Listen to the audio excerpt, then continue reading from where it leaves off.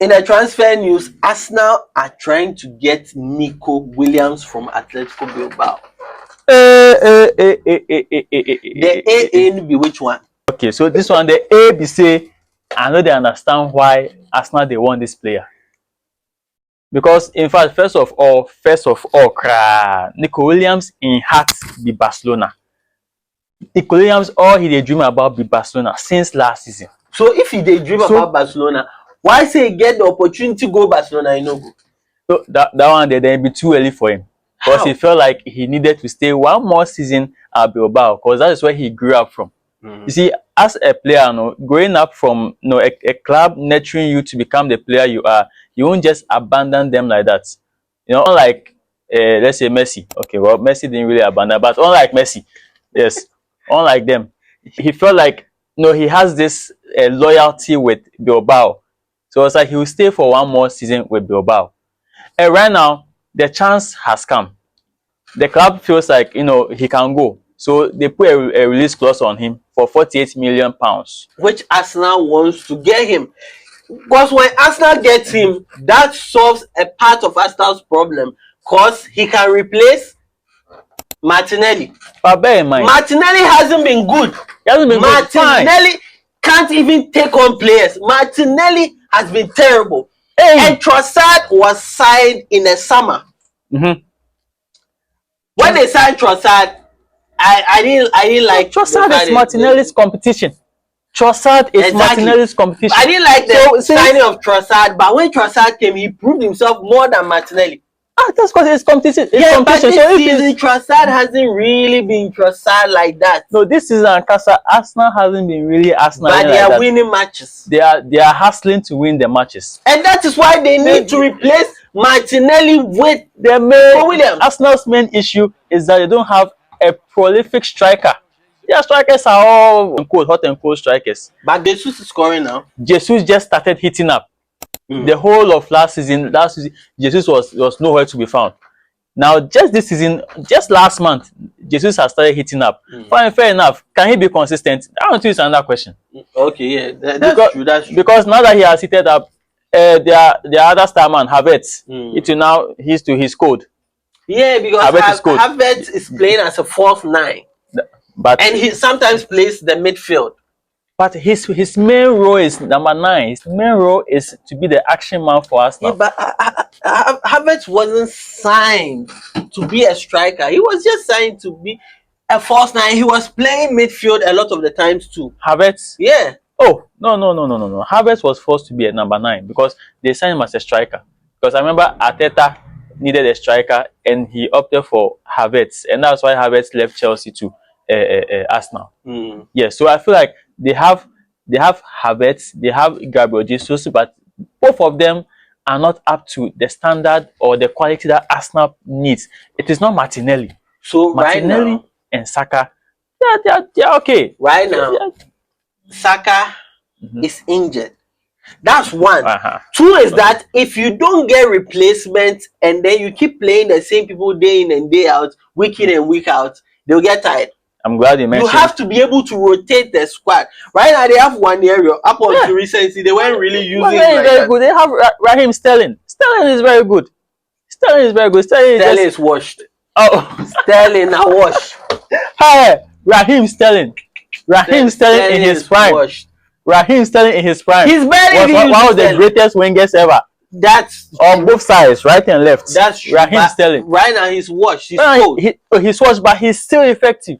No, but if you watch his games, he can't be a replacement for any of these. It was Saka or for Martinelli. That's because at this point in time, Saka being injured, they need an immediate person who can respond to such a call. And Raheem Sterling is not that bad himself. No, it's not bad himself. I personally don't think you win a league with Raheem Sterling.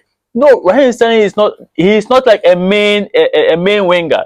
The main winger is Saka, but because Saka is not available, so you need someone who can just step up and fill the gap until Saka comes in. Raheem Sterling can't. You need fresh blood, fresh energy. So fresh blood. But there's a lot of matches to be played, and if you don't get players in so that you can rotate the squad frequently, they are going to get tired, and at the end of the day, they are going to get injuries. Well, yes, that's true. There are a lot of matches as now, the Champions League, the Carabao Cup, of course. But then they have lots of academy boys that they can You are just talking mix about up with. strikers. What Yes. are the main targets for Arsenal? Gyökeres and Isak. Main targets for Arsenal. They are not going to get their man in January. Oh, no, of course not. They don't Of course get not. them. They don't get them in Yeah. January. They don't get them in January. They can January. only get them. Because January, you can't get a prolific striker. And now the Exactly. prolific strikers are just a few. Exactly. So they will need to either manage what they have. Which the Arsenal fans don't like. Now the Arsenal fans are just obsessive fans. They want immediate. They want miracle. They want like a magic. They want magic to happen in Arsenal, and it doesn't work like that. You see, we are United fans. We are very loyal to our team, and but you people are 14 for. Yeah, that is not that is not a topic of discussion. So Arsenal go fit on say see somebody you can't touch. That is you not, there 14, we there second. That is not a topic of discussion. We are talking about Arsenal. We are fighting for Premier League. We are talking about Arsenal. If you lose the next 3 matches, you are going to relegation. United, we all know that we are having a crisis over there, and we are going to solve it eventually. But it's step by step. We will give Amorim the time he needs, but it's step by step. See, United will not end up being 14th, they say, in the next 10 games. I trust my people. I don't see them winning. Well, they have Liverpool next. I don't see them winning. Yeah, with that one there, it's understandable. We will lose that game. Fair enough. But in the next 10 games, United won't be 14th. That's my take. Right on here. See, next 10 games, United will move up. They will not. That's the thing. They will not be attracting any top tier players. Now that's the thing I keep talking about. United will attract top players even when we are on the. Every team has gone City through. City are also. And now City are also going through something which is but their cry is even better because they're only fit, so they're okay. But United bottom half, we are going through our situation. The paradigm will shift right now, and everybody. How do they change it? Who changes the situation then? January, who do they get to make that change in the team? Have some players, because obviously with how the players are playing now, a lot to go. Rashford, they can all leave if possible this January. Maguire on the list. So Maguire is on the list. Why? In fact, United has triggered Maguire's 1-year extension. Just this evening, United has triggered, because Maguire has been performing of late. He's been doing very well. He's been one of United's best players this season. You can check the stats. He's one of the best players. In fact, people are saying that Maguire should get the captain's handband back because of what he has gone through. Because initially when Maguire used to be the captain, now I cry. See, and it was a fact. Every time they are back they should have sold him. And that is maybe where they could have saved a bit of. They could have sold him, but no team wanted him. And the value United got him for, they couldn't sell him that cheap, because as we got him for almost 90 million, we couldn't sell him for 10 million, because that would be a total rip off. So now the player then said he will stay at United and he will go through whatever he's meant to go through. And now he has evolved to become one of the strongest player in the Premier League. So do United get rid of Eriksen? Eriksen is also on the list. I forgot to mention his name. Eriksen is also on the list. Because they are old. Eriksen, old. Casemiro, old. Victor Lindelof is old, but he's okay, but he's old. Even our number 2 goalkeeper, he wants to. They have to sell him, but he has come out to say that he doesn't want to go. He said he will stay at United and fight for his position. Meanwhile, you've not played more than 3 games this season, and under Erik ten Hag, you played only 1 game. That 1 game, even though United won that game by, I think 7-0 or 7-1, Ten Hag felt like, nah, this keeper, you won't use him again, and he never used him until Amorim came and he decided to use him 3 games. And even the first game Amorim used that keeper, we conceded 3 goals. But right now, you have to accept the fact that United is not an attractive team for top prospects to go to. If I'm Nico Williams, there's no way I'm looking at United and say I'm going to that team. Well, that's because they are going to make him worse. That's because they're not going to make him better. That's because and over the years, they haven't been able to manage the best players who've come through, like Di Maria. Alexis, a lot of good players they were able to manage them. Now with Di Maria and Alexis, your own Ronaldo said the problem at United is more than coaching. Ronaldo had no right to say that. Why? Ronaldo had no right to say. You can say your legend. You can say it back door. You can't just come out and release something like this. No, you should have thought of the club, because the club is always bigger than you, and that is what United stands for. You, the player, are not bigger than the club. No, the club is bigger than you. You have to respect that. But to go off it and come out and just spread the fact that your situation could be correct, what he's saying could be correct, but he went about it wrongly, because it could tarnish the image of the club, tarnish the stakeholders of the club. The situation that came up, the stakeholders of United, now they had to sell their shares for the new owner to to buy. What else? Well, he also mentioned something about the coach Eric Ten Hag. After all this happened, he was sacked. So, in as much as what he's saying was true, he just went about it wrong. So we United fans, we still love Ronaldo. He's our legend. I mean, I love Ronaldo. I'm a Ronaldo fan.